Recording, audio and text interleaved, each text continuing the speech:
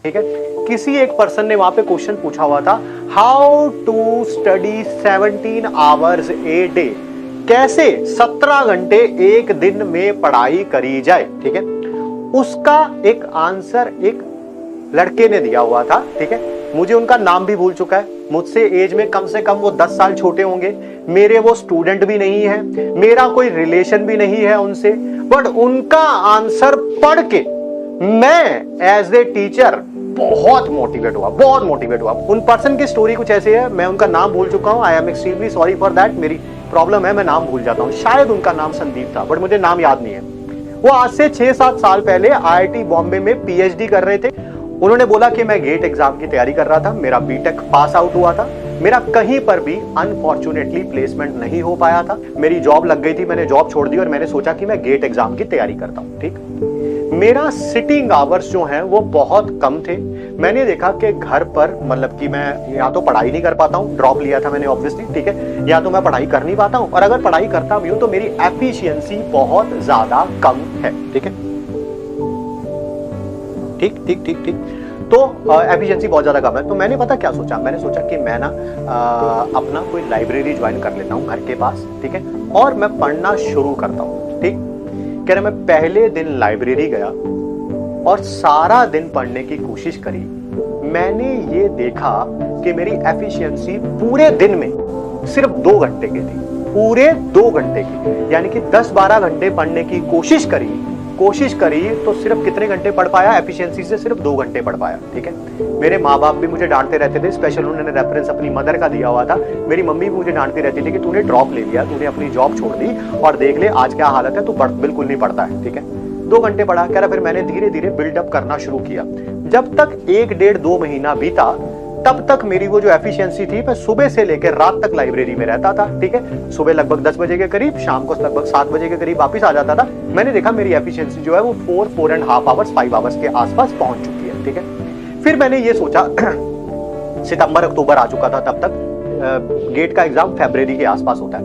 ठीक है, तो मैंने सोचा कि यार मैं तैयारी तो कर रहा हूँ, घर बैठ के तैयारी कर रहा था ऑब्वियसली मैं। ठीक है, सिर्फ सेल्फ स्टडी पे डिपेंड, मैं किसी नेशनल इंस्टीट्यूट की टेस्ट सीरीज ज्वाइन कर लेता हूँ।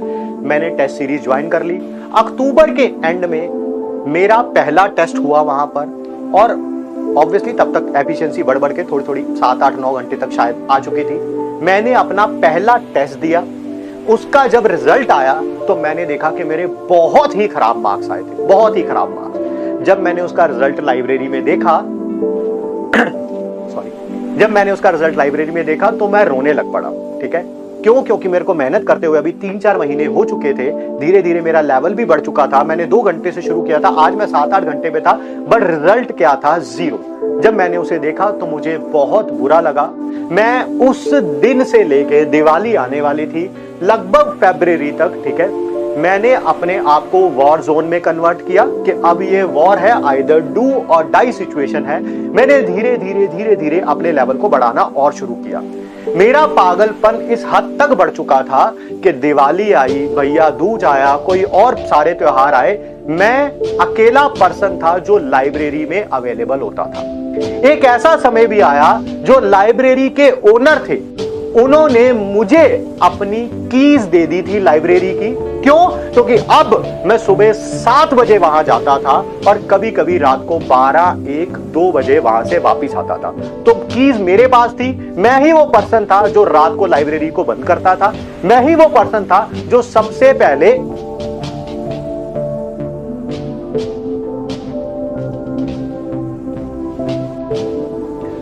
पहले लाइब्रेरी को आके खोलता था।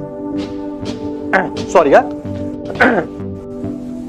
तो जुनून इस हद तक बढ़ चुका था कि जो मेरी मां मुझे आज से 5-6 महीने पहले कहा करती थी कि तुम कुछ भी नहीं पढ़ते हो, तुमने ड्रॉप ईयर लिया, तुमने अपनी जॉब छोड़ी है, आज वही मेरी मां मुझे कहती थी कि शायद इसके ऊपर किसी ने जादू टोना कर दिया है और ये पर्सन जो है पता नहीं क्या हो गया, ना किसी रिश्तेदार के यहां जाता है, ना किसी दोस्त से बात करता है, सिर्फ लाइब्रेरी से घर और घर से लाइब्रेरी जाता है। ठीक है, धीरे धीरे एक ऐसा समय आ गया था कि जब मैं पिछले लास्ट के 2-3 महीने मैं 17 घंटे तक उस लाइब्रेरी में पढ़ा रहता था। ठीक है, एक ऐसा समय आया कि उस जगह के जो म्युनिसिपल काउंसलर थे उनको भी बुलाया गया, कोई लाइब्रेरी का कुछ उद्घाटन वगैरह था या कोई फंक्शन था, और मुझे स्पेशली मिलवाया गया कि ये हमारे यहाँ का एरिया का बच्चा है और ये लाइब्रेरी को सुबह 7 बजे से लेकर रात के 12, 1, 2 बजे तक यूज करता है, ठीक है। फिर मेरा फरवरी में रिजल्ट आया और रिजल्ट में बारे में उन्होंने कुछ नहीं लिखा हुआ था, और लिखना भी नहीं चाहिए।